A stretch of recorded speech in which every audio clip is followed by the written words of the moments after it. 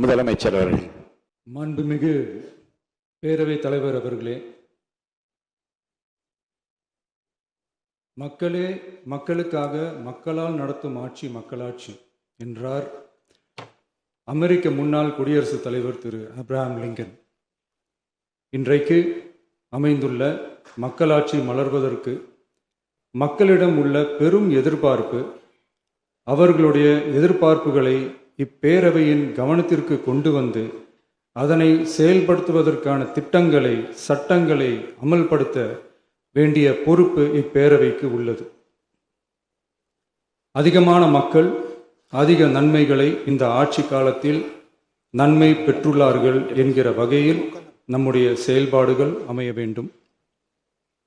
இங்கே அனைவரும் சமம்.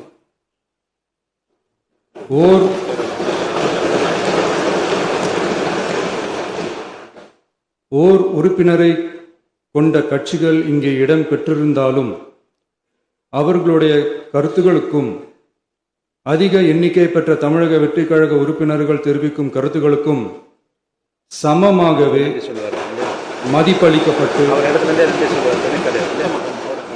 நல்லவை ஏற்கப்பட்டு அல்லவை நிராகரிக்கப்பட்டு ஜனநாயகத்தின் இதயமாகவும் மூளையாகவும் இப்பேரவை செயல்பட வேண்டும். அதற்குரிய வகையில் பெருமை வாய்ந்த வரலாற்று சிறப்பு கொண்ட இப்பேரவையை நடத்தி செல்லும் பண்பை பெற்றுள்ளவரையே தமிழக வெற்றி கழகம் முன்மொழிந்து தாங்கள் இன்றைக்கு இந்த ஆசனத்தில் அமர்ந்துள்ளீர்கள். மாண்புமிகு பேரவைத் தலைவர் அவர்களே, தாங்கள் பேரவைத் தலைவராக ஒருமனதாக தேர்ந்தெடுக்கப்பட்டுள்ளீர்கள். தங்களை இந்த ஆசனத்தில் மாண்புமிகு பேரவை முன்னவரும் எதிர்க்கட்சி தலைவரும் தங்களுடைய கரங்களை பிடித்து அழைத்து சென்று அமர வைத்தார்கள். இந்த சம்பிரதாயம் எப்படி வந்தது என்று சொன்னால் சுவாரஸ்யமாக இருக்கும். பெரிய வரலாறு சம்பவத்தில் உள்ளது.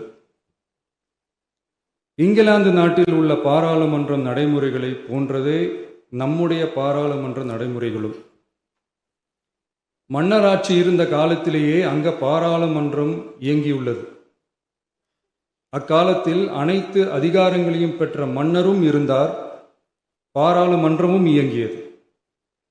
அங்கே மன்னர் ஒரு பணியை செய்ய வேண்டும் என்று விரும்புவார், பாராளுமன்றம் அவருடைய விருப்பத்தை பெரும்பாலும் நிராகரிக்கும்.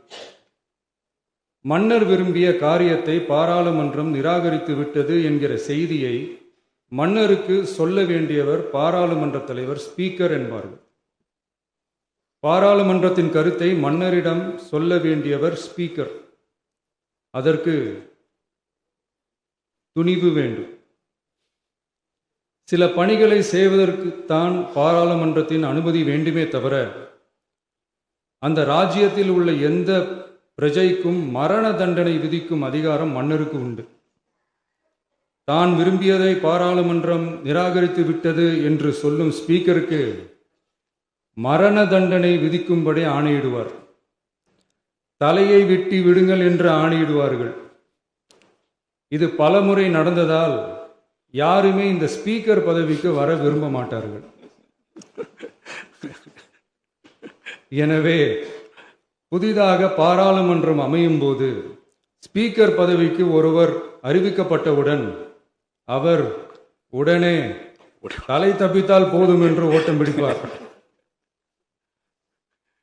அணை முன்னவரும் எதிர்க்கட்சி தலைவரும் அவரை தடுத்து நிறுத்தி அவர் கைகளை பிடித்து இழுத்து வந்து ஆசனத்தில் அமர வைப்பார்கள். இதுதான் அந்த காலத்தில் இருந்து வந்த மரபு. ஜனநாயக முறை ஏற்பட்ட பிறகும் இம்மரபு தொடர்கிறது. நிச்சயமாக தமிழக வெற்றி கழக உறுப்பினர்கள் அனைவருமே உங்களுக்கு உதவிகரமாகவே இருப்பார்கள் என்கிற வாக்குறுதியை இந்நேரத்தில் அளிக்க விரும்புகிறேன்.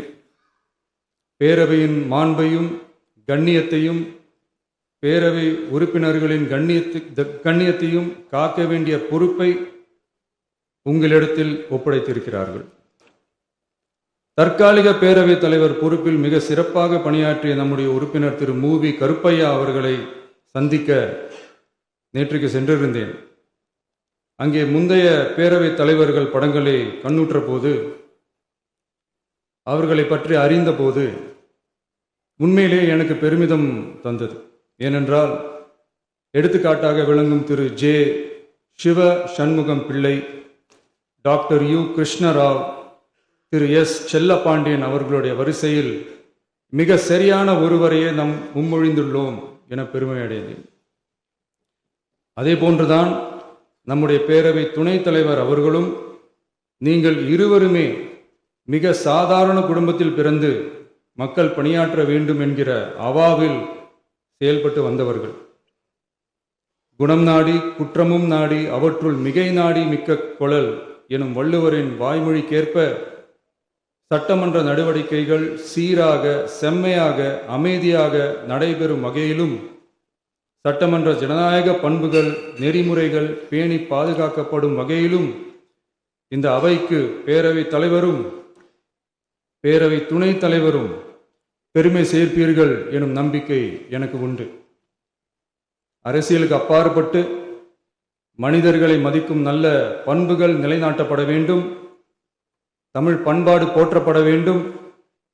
அவையின் மரபும் மாட்சிமையும் மதிப்பும் காக்கப்பட வேண்டும் என்ற நல்லெண்ணத்தின் அடிப்படையில் அந்த பதவி ஏற்றுள்ள தங்கள் இருவராலும் காப்பாற்றப்படும் என்னும் நம்பிக்கையை மீண்டும் தெரிவித்து என் உரையை நிறைவு செய்கிறேன். நன்றி, வணக்கம்.